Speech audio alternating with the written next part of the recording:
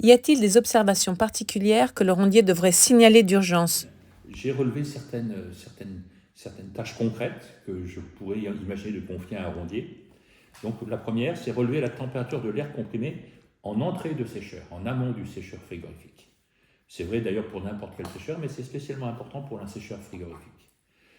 Il faut que, pour que ce soit possible, que la température soit mesurée et affichée. Quelquefois elle l'est, quelquefois elle ne l'est pas. Alors, il y a quelques règles qui permettent d'alerter le conducteur. Donc c'est plutôt le conducteur qui va faire ce raisonnement, mais c'est pas mauvais que le rondier soit au courant que ça existe, de manière à ce qu'il fasse le relevé et qu'il comprenne pourquoi on lui demande de le faire. Voilà. Si tout d'un coup on a plus que 35 degrés Celsius en entrée du sécheur, en amont du sécheur, si c'est nettement au-dessus de 35, 40, 45 degrés ou plus, j'ai mesuré quelquefois de l'air comprimé qui rentrait dans le sécheur à plus de 70 degrés Celsius, ce qui était très excessif. Dans ce cas-là, il y a un risque de mauvais séchage. Voilà. Et même dans certains cas, un risque que le séchage se mette en sécurité, tombe en panne. C'est, par temps chaud, l'événement indésirable le plus fréquent qui puisse survenir sur un sécheur frigorifique. Si la température à l'entrée du sécheur est très très basse, ça arrive en hiver dans des pays qui ont un hiver. En Alsace, par exemple, j'ai mesuré 5 degrés Celsius à l'entrée d'un sécheur frigorifique et on pouvait dire que ce jour-là, déjà le sécheur frigorifique n'était pas du tout utile parce qu'il descendait guère en dessous de 5 degrés Celsius et on pouvait même penser qu'il aurait été bon d'aspirer de l'air un tout petit peu plus chaud pour éviter d'avoir une formation de givre dans les canalisations elles-mêmes, dans les réservoirs en amont du sécheur et dans le sécheur lui-même. Si le sécheur continue à travailler alors que l'air comprimé rentre très froid, on augmente le risque de formation d'un bouchon de glace dans le sécheur. Et c'est l'événement indésirable le plus critique qu'on puisse avoir avec un sécheur d'air comprimé, parce que dans ce cas-là, l'air comprimé est gêné, l'écoulement de l'air comprimé vers le réseau est gêné, et peut même être totalement obturé. Dans ce cas-là, on a un bouchon de glace. C'est comme si les compresseurs montent à 7 bars, leur température de consigne, à leur pression de consigne, et une fois qu'ils sont à la pression de consigne, ils s'arrêtent.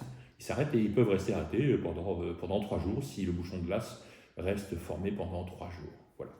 Alors ça, c'est une température. Alors si on est entre 5 et 35 degrés Celsius, en général, c'est correct, il n'y a pas de problème. En tout cas, pas de problème de température entrée-sécheur. Alors, je vois un point très important, j'ai déjà mentionné ça dans l'enseignement A, mais autant le répéter. Comme pour un réservoir d'air comprimé, on peut vérifier les purgeurs qui équipent les sécheurs frigorifiques. Normalement, il y a dans 99% des cas, les sécheurs frigorifiques ont 2 purgeurs, puisqu'il y a 2 endroits où on sépare. Il y a un échangeur qui fait l'échange thermique entre l'air comprimé chaud qui rentre dans le sécheur et l'air comprimé froid qui ressort du sécheur. Ça, on verra plus en détail dans le cours surveillant les conducteurs pourquoi c'est important. Et il est important que ces purgeurs ne soient pas bouchés. Voilà, il y a différentes technologies de purgeurs et donc différentes manières de les vérifier. Mais une des manières, c'est d'ouvrir un robinet manuel qui permet d'évaluer la quantité d'eau liquide qui sort du réservoir qui est au-dessus, à l'intérieur du sécheur frigorifique, la canalisation où on recueille l'eau liquide. Si on voit qu'il y a beaucoup d'eau liquide, plus que d'habitude, on s'en inquiète et on peut le signaler en disant, parce que si le purgeur est bouché, c'est comme si le sécheur n'existait pas, il n'est pas utile. Et il y a de l'eau qui va rester dans l'air comprimé abondante.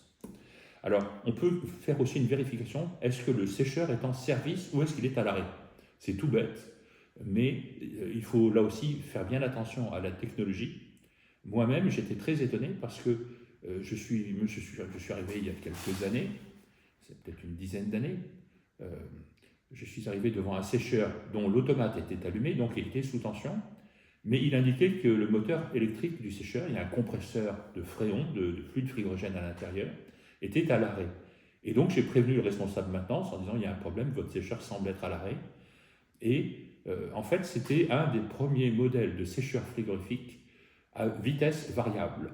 Et de temps en temps, ça s'arrête pour économiser l'électricité sur le sécheur qui représente 3-4% de la puissance de compression pour l'air comprimé. Donc c'est un point où on peut économiser aussi sur ces 3-4% de plus qui permettent de sécher par un sécheur frigorifique à vitesse variable. Et c'était donc un procédé que je n'avais jamais vu avant. Un jour, il faut bien commencer, c'était une nouvelle technologie. Et donc, il faut informer le rondier que le moteur peut être arrêté, mais que si la température du point froid reste dans les limites raisonnables, 3, 4, 5 degrés Celsius, c'est tout à fait favorable et c'est tout à fait correct. Voilà. Par contre, si on voit que le sécheur est à l'arrêt complet, que la température est à 20 degrés Celsius, eh bien, on dit il y a un problème, le sécheur semble ne pas fonctionner. Alors, on peut relever la température au point froid et éventuellement la température mesurée par un hygromètre. Voilà. Donc, je répète, on fait attention, en dessous de 0 degré Celsius, sur l'une ou l'autre de ces températures, il y a un risque de givrage. Voilà. Et sinon, si on a de température élevée, on pourrait avoir du mauvais séchage ou même une panne de sécheur. En fait, il y a encore une dernière idée que moi j'aimerais proposer, parce que chez Air Profil, nous n'aimons pas les fuites d'air comprimé. Il arrive qu'on trouve un purgeur en fuite. Vous voyez, quelquefois, c'est sur des purgeurs, c'est les purgeurs manuels, les robinets manuels que le conducteur ou le surveillant va décider de laisser entrouvert parce que lui pense que le purgeur est bloqué et qu'il faut un peu de temps pour le nettoyer et pour le remettre en service. Quelquefois, on peut avoir une très grosse fuite. Certaines membranes, certains modèles de purgeurs peuvent générer des fuites importantes de plusieurs dizaines de mètres cubeurs. 10 mètres cubeurs, c'est 1 kW. Donc, dans ce cas-là, il faut signaler une forte fuite sur un des purgeurs du sécheur frigorifique. Voilà ce que je pense on peut dire pour le rondier quant à ces tâches un peu dans le détail.